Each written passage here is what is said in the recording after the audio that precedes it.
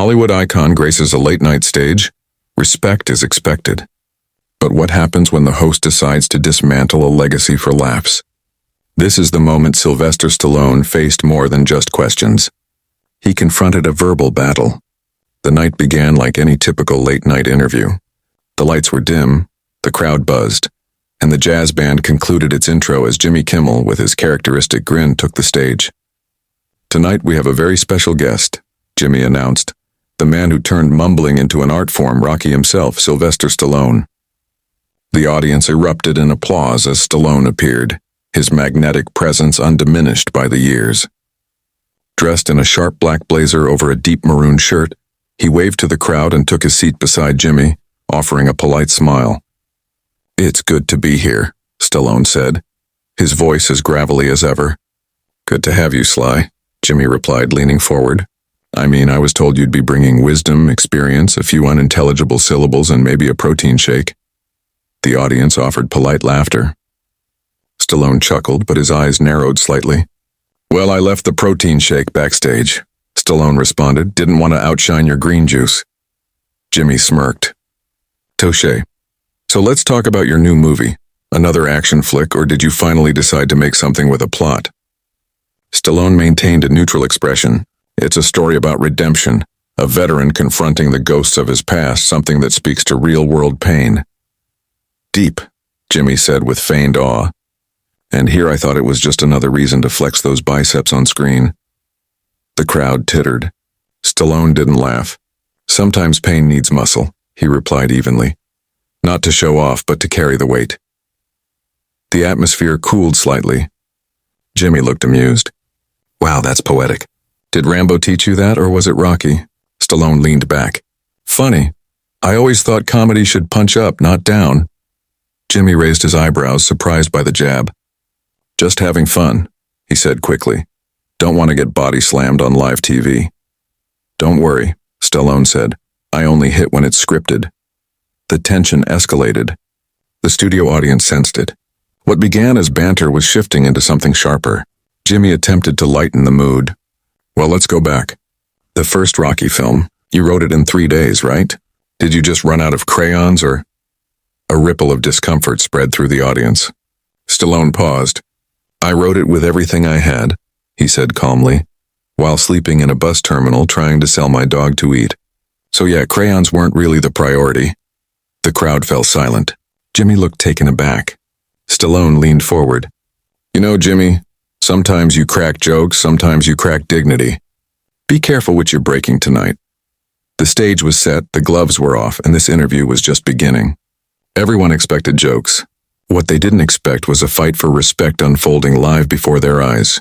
With each remark, Jimmy descended lower and Stallone rose higher. Jimmy leaned back, smiling as if nothing had just transpired. "You know, Sly, you should do stand-up." That comeback was almost intelligible. Stallone didn't flinch. "And you should try sincerity sometime. It might shock your audience." The crowd let out an audible ooh, sensing the escalating tension. Jimmy, clearly enjoying himself, pressed further. "Let's be honest, you've made more sequels than Hollywood has original ideas. Ever think of just letting it go?" Stallone slowly crossed his legs. "I keep telling stories people want to hear. Maybe that's the part that bothers you." Jimmy chuckled sarcastically. "Or maybe it's that you keep playing the same guy with a new haircut." Stallone's gaze sharpened. "Better than being a new haircut with the same jokes." The audience roared. Jimmy smiled tightly. Okay, touché, but seriously, isn't there a part of you that worries people only see you as a punchline?" Stallone leaned in. "Only when hosts like you try to write the jokes. Let me remind you, Rocky wasn't just a film. It was hope for a lot of people who had none." The atmosphere shifted again. The applause came strong and heartfelt. Jimmy tried to reclaim the momentum. "But you're a millionaire now, right? Don't you think it's a bit rich talking about struggle?" Stallone's voice deepened. "Struggle doesn't expire with a paycheck. It leaves scars, and it teaches you to recognize when you're being used for someone else's punchline." Jimmy was silent for a beat. "You think I'm using you?" Stallone didn't blink. "You tell me." The audience held its breath. For the first time, Jimmy looked uncomfortable. Then he forced a laugh. "Well, folks, I didn't realize we booked a philosophy major tonight." Stallone smiled. "Funny, I thought we booked a host. The studio erupted again. Jimmy clenched his jaw. The game was changing and he was no longer winning. He scrambled for a new angle. So, how do you respond to critics who say your career is just nostalgia now? That without the past, you're not much in the present? Stallone's tone turned colder. Critics talk. Legends work. And I don't need to relive the past. I built it. There was a pause. The audience, nearly breathless, burst into thunderous applause. It wasn't just support. It was respect.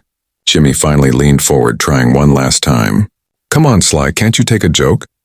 Stallone's smile faded. Can you take the truth? Silence, the kind that swallows a room whole.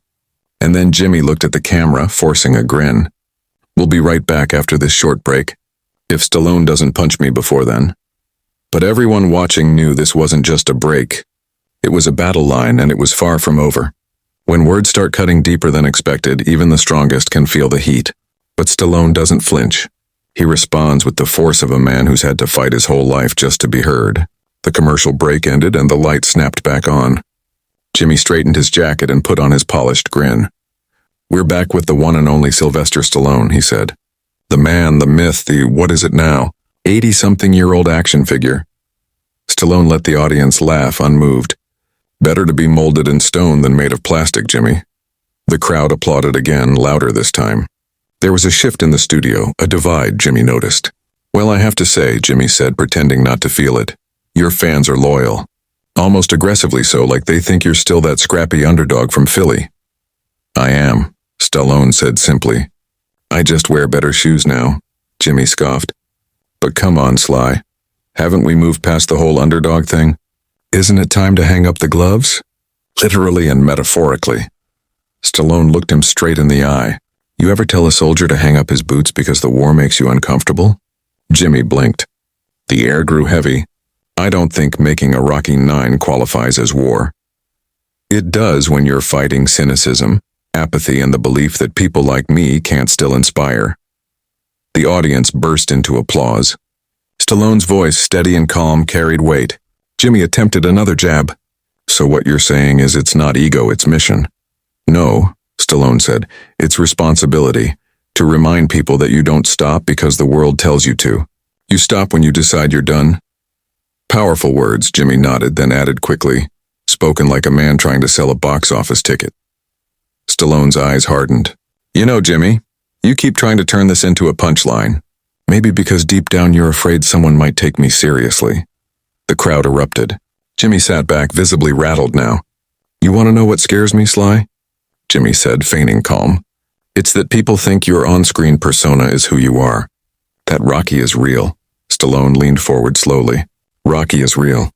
Not just because I wrote him, but because millions of people saw themselves in him. He's a mirror, Jimmy.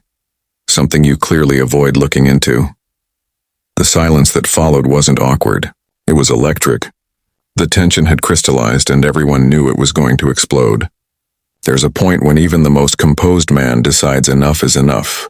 And when Sylvester Stallone stood up, the entire world watched. The air was thick when Jimmy leaned back and said, So Sly, what's next? A line of anti-aging supplements? Maybe a reality show? Keeping up with the comebacks. The audience chuckled weakly, but there was hesitation now. They felt it. The moment had changed. Stallone exhaled slowly. You know, Jimmy, it's funny. You sit in that chair and poke fun like it's armor, but at some point the jokes stop being clever and start becoming noise. Jimmy shrugged. It's just TV, man. You know that. Stallone's voice dropped. Maybe that's the problem. You treat everything like a punchline, even the people who came here with a story worth telling. A hush swept through the room. Jimmy chuckled nervously. Don't be so sensitive, Sly. You've taken real punches. Surely you can take a few words. Stallone stood up. The movement was calm, slow, deliberate. The audience gasped. I've taken enough, he said. And I've given enough to this industry, to this audience, to the spirit of what real storytelling is about. Jimmy stood too, trying to control the optics. Hey, where are you going? We're not done. Stallone turned to the crowd. But I am. The audience was silent. Then applause erupted, not out of shock, but out of solidarity. Jimmy tried to laugh it off. Don't worry, folks. Next week we'll have someone with a sense of humor. Stallone paused at the edge of the stage. Next week, try having someone with a soul. He began to walk off, but just before he disappeared behind the curtain,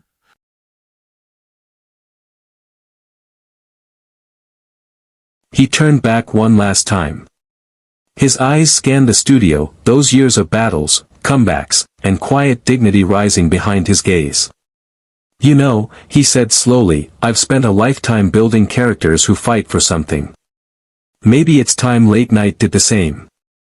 The camera tried to follow him, but the image cut awkwardly to Jimmy, left blinking, unsure how to recover. Backstage, a camera crew caught Stallone as he walked past stunned crew members. Several clapped. Others nodded. One young intern whispered, "Thank you." Twitter erupted. Hashtags like #RespectStallone and #LateNightGoneWrong began trending worldwide. Memes flooded the web, a still of Stallone standing proud with the caption, "Strength isn't loud, it's dignified." The segment was replayed endlessly on news outlets, dissected by pundits, and praised by fans. Even celebrities chimed in, actors, directors, athletes, offering their admiration. Stallone hadn't just walked out of a studio, he had walked into history. What started as just another late-night appearance turned into a moment of raw confrontation, one that exposed not just egos, but values. Stallone didn't storm out in anger. He walked out in dignity, and the audience, both in the studio and across the globe, knew they had just witnessed something real. Who was right? Who went too far? Let us know in the comments. And if you want more stories that pull back the curtain on celebrity moments the world can't stop talking about, subscribe now. This wasn't just another talk show episode. This was a turning point.